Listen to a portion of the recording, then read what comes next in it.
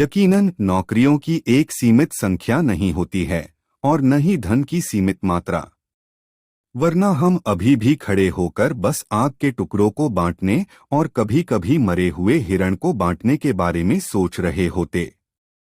सभ्यता में अधिकांश धन, बल्कि सभी, रचा गया है। यह कहीं से रचा गया है। यह लोगों से रचा गया है। यह तकनीक से रचा गया है। यह उत्पादकता से रचा गया है। यह मेहनत से रचा गया है।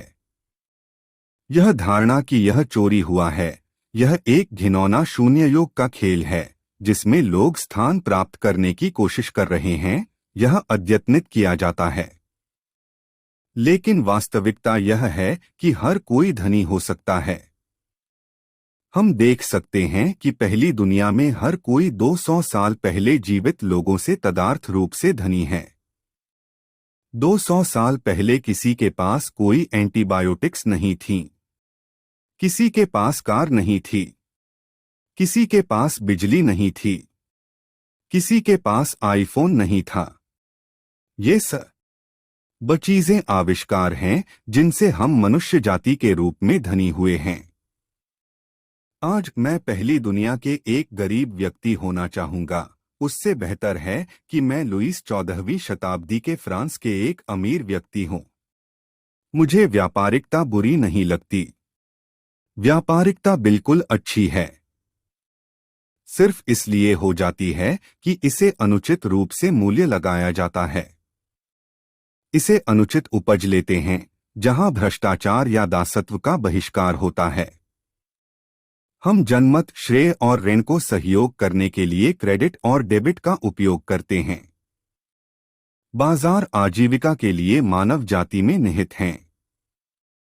नेवल समग्रतः कैपिटलिज्म मतलब स्वतंत्र बाजार मानव जाति में निहित है। कैपिटलिज्म को हमने कुछ नहीं बनाया है। कैपिटलिज्म को हमने खोजा नहीं है। यह हर संवाद में हमारे अंदर है। जब आप और मैं जानकारी का आदान प्रदान करते हैं तो मुझे आपसे कुछ जानकारी चाहिए। मैं आपको जानकारी देता हूं। अगर हमें अच्छा जानकारी आदान प्रदान नहीं हो रहा होता तो आप किसी और से बात करते। इसलिए विनिमय की धारणा और क्रेडिट और डेबिट की जांच करना हमारे भीतर समरूप युग्मता में बना हुआ है। हम मानव जाति में जेनेटिक सीमाओं को पार करके सहयोग कर सकते हैं। अधिकांश प्राणियों में सहयोग ही नहीं होता, लेकिन जब वे सहयोग करते हैं तो वे केवल वहीं पैक में सहयोग करते हैं जहां वे संगठित रूप से सहसंवेग रखते हैं और वे रक्त साझा करते हैं ताकि उनमें कुछ साझे रुचियां हों। मानवों को ऐसा नहीं होता। मैं तुम लोगों के साथ सहयोग कर सकता हूं। एक तुम सर्बियाई हो, दूसरा तुम पारसी जाति के हो और मैं भारतीय जाति का हूं। हमारे पास बहुत कम रक्त संबंध है, अभिप्राय तो नहीं है। फिर भी हम सहयोग करते हैं। हमें क्या सहयोग करने देता है? यह है कि हम उधार ऋण की जांच कर सकते हैं। किसने कितना कर्ज उठाया है, कौन कितना धन बचाता है, कौन कितना ऋण देता है, किसने कितने आय कमाई है, किसने कितनी बेचने की क्षमता है। यह देखने के लिए हम विद्युतीय बैटरी, केमिकल बैटरी आदि का उपयोग करते हैं। यह हमें सहयोग करने के लिए जानकारी प्रदान करता है। बहुत सारे लोग लेने वाले और करने वाले में असंतुष्टि होने से एक समाज को नाश में डाल सकता है। निवी, यह तो बस व्यक्ति ही नहीं है जो गुप्त रूप से धन की नफरत करते हैं, सही है ना? देशों, समूहों, राजनीतिक पार्टियों को धन की घृणा करने वाले हैं, या कम से कम ऐसा दिखाई देता है। नवाल सही कहा। वे देश, राजनीतिक पार्टियों और समूह इतने धन सृजन को नष्ट करने में व्यस्त हो जाते हैं कि वे सभी को अपने स्तर पर खींच लेते हैं। यही कारण है कि अमेरिका एक बहुत प्रसिद्ध देश है, क्योंकि वहां का अमेरिकन ड्रीम है। कोई भी यहां आ सकता है, गरीब हो सकता है और फिर कठिन मेहनत करके पैसा कमा सकता है और धनी हो सकता है, या कम से कम अपने जीवन के लिए कुछ मूलभूत पैसा कमा सकता है। स्पष्ट है कि धन की परिभाषा अलग अलग लोगों के लिए अलग होती है। पहले विश्व नागरिक की धन की परिभाषा हो सकती है, ओह मुझे लाखों डॉलर कमाने हैं और मैं पूरी तरह से खत्म हो गया हूं। वहीं एक तीसरे विश्व के गरीब प्रवासी जो देश में प्रवेश कर रहा हो, और हम गरीब प्रवासी थे जो मैं युवा था, अमेरिका में आए, धन सिर्फ एक कम नंबर हो सकता है। यह सिर्फ यह हो सकता है, मुझे उस बचे हुए जीवन के लिए एक शारीरिक मजदूरी नौकरी करने की आवश्यकता नहीं है, जिसे मैं नहीं करना चाहता। लेकिन उन समूहों ने जो इसे नफरत करते हैं, उनको मुख्य रूप से उस स्तर तक ले जाएंगे। अगर बहुत सारे लेने वाले हो जाएं और नकदकर्ता न हो तो समाज टूट जाता है। आप एक सम्मेलन देखें जहां सभी लोग बिल्कुल एक जैसे हैं। वेनेजुएला को देखें, सही है ना? वे इतने व्यस्त लेने और बांटने में थे कि लोग सड़कों पर भूखे मर रहे हैं, और प्रति वर्ष शरीर की भारी कमी हो रही है, सीधे भूख से। एक और तरीका सोचने का है कि एक जीवाणु जिसमें बहुत सारे परजीवी होते हैं। आपको कुछ छोटे संख्या के परजीवी चाहिए ताकि आप स्वस्थ रह सकें।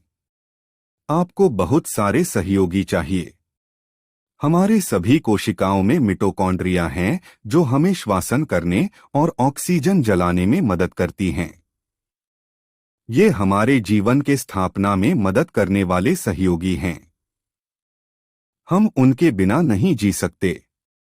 लेकिन मेरे ख्याल से ये हमारे शरीर के व्यष्टियों में धन सृजन करने में सहायता करते हैं। लेकिन अगर आप सिर्फ परजीवी से भरे होते हैं, यदि आप कीटों, वायरस या बैक्टीरिया से संक्रमित हो जाएं, जो केवल परजीवी हैं, तो आप मर जाएंगे। तो किसी जीव को केवल थोड़े संख्या के परजीवी तक सहन कर सकते हैं। जब परजीवी तत्व बहुत अधिक नियंत्रण से बाहर हो जाता है तो आप मर जाते हैं। फिर मैं नैतिक धन सृजन की बात कर रहा हूं। मैं मोनोपोली की बात नहीं कर रहा हूं। मैं बदले के साथी नहीं कर रहा हूं। मैं पर्यावरण जैसी गलत बाहरी प्रभावों की बात नहीं कर रहा हूं। मैं मूल्यवान प्राकृतिक संसाधनों और पर्यावरण के संपर्क में समझदारी की बात कर रहा हूं। इसका मतलब है कि आपको अपने आसपास के संसाधनों का संभाल कर उनका उपयोग करना चाहिए। आपको विवेकपूर्ण तरीके से उनकी रक्षा करनी चाहिए और उनकी सुरक्षा का ध्यान रखना चाहिए। मेरा मतलब है कि हमें धन की संपत्ति को समझने की आवश्यकता है। व्यापार, संपत्ति और निवेश अवसर हमें आगे बढ़ने में मदद कर सकते हैं, लेकिन हमें समय और संसाधनों को न्यायपूर्वक उपयोग करने की जिम्मेदारी भी होती है। यदि हम यह समझते हैं और यह जानते हैं कि आवश्यकताओं के अलावा हमें और क्या चाहिए, तो हम समृद्धि की ओर एक बेहतर मार्ग चुन सकते हैं। धन कमाने का मतलब सौभाग्य से नहीं होता है।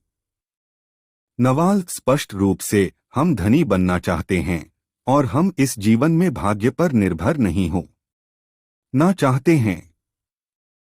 बहुत से लोग सोचते हैं कि पैसे कमाना भाग्य पर निर्भर होता है। यह सच नहीं है। यह धन बनाने वाले व्यक्ति बनने के बारे में है। मुझे यह लगता है कि अगर मेरे पास सारा पैसा चला जाए और यदि आप मुझे किसी भी अंग्रेजी भाषा के देश की किसी भी सड़क पर छोड़ दें, तो 5 से 10 साल के भीतर मैं फिर से धनवान हो जाऊंगा। क्योंकि यह एक कौशल सेट है जिसे मैंने विकसित किया है और मुझे लगता है कि कोई भी व्यक्ति इसे विकसित कर सकता है। 1000 पैरेलल यूनिवर्सेज में आप 999 में धनी होना चाहेंगे। आप उन 50 में धनी नहीं होना चाहेंगे जहां आपको भाग्यशाली हुआ है। हम इसे धन से बाहर निकालना चाहते हैं।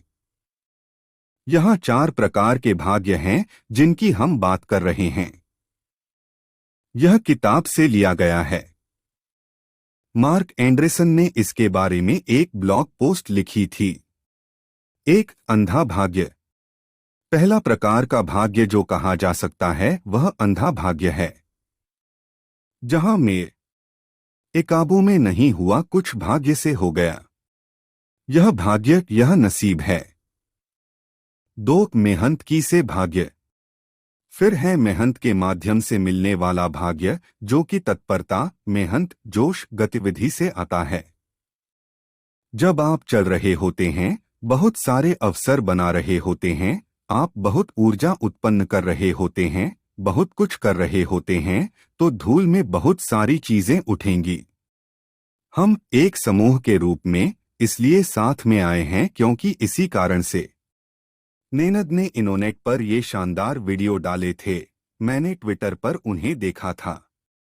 उस मायने में उन्होंने अपने द्वारा वीडियो बनाकर खुद को भाग्यशाली बनाया, क्योंकि लोग जैसे मैं उसे ढूंढते रहते हैं।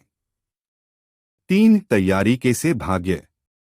तीसरा तरीका है जब आप भाग्य को पहचानने में बहुत अच्छे हो जाते हैं। यदि आप किसी क्षेत्र में कुशल होते हैं तो आपको पता चलेगा कि उस क्षेत्र में भाग्यशाली ब्रेक हुआ है, जबकि वे लोग जो इसे संवेदनशीलता से नहीं देखते हैं, उन्हें यह ध्यान नहीं आता। इसलिए आप भाग्य के प्रति संवेदनशील बन जाते हैं और यह कौशल, ज्ञान और कार्य के माध्यम से होता है। 4, आपके विशेष चरित्र की से भाग्य। फिर अंतिम तरीका सबसे अजीब, सबसे कठिन है, लेकिन यही हम बात करना चाहते हैं, जिसमें आप एक विशेष चरित्र, एक विशेष ब्रांड, एक अद्वितीय मानसिकता बनाते हैं, जहां फिर भाग्य आपके पास खोजता है।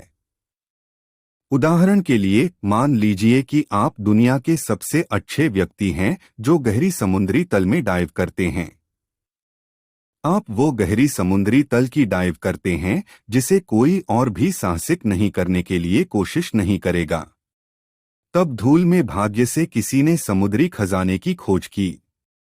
वे उसे प्राप्त नहीं कर पा रहे हैं।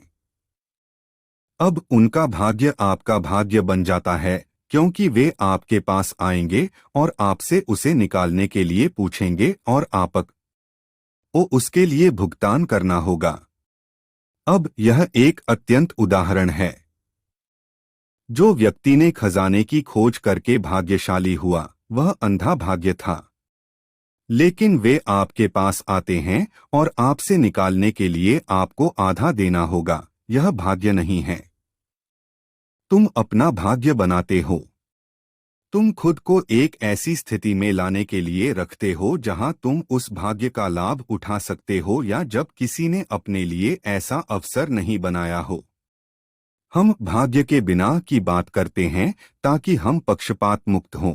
हमें यह नसीब की बात छोड़नी चाहिए। 1000 पैरेलल यूनिवर्स में तुम चाहोगे कि 999 में धनी हो। निवी, क्या आप थोड़ा और विस्तार से बता सकते हैं कि 1000 पैरेलल यूनिवर्स में तुम 999 में धनी होना चाहते हो? इस विचार पर मुझे लगता है कि कुछ लोग यह सुनकर कहेंगे, यह लगता है असंभव, यह खैरात में ज्यादा अच्छा लगता है। नवाल, नहीं, मुझे लगता है यह असंभव नहीं है। मैं सोचता हूं कि आपको अपने प्रारंभिक परिस्थितियों के मद्देनजर इसमें थोड़ा और मेहनत करना पड़ेगा। Thanks for watching. Next part coming soon.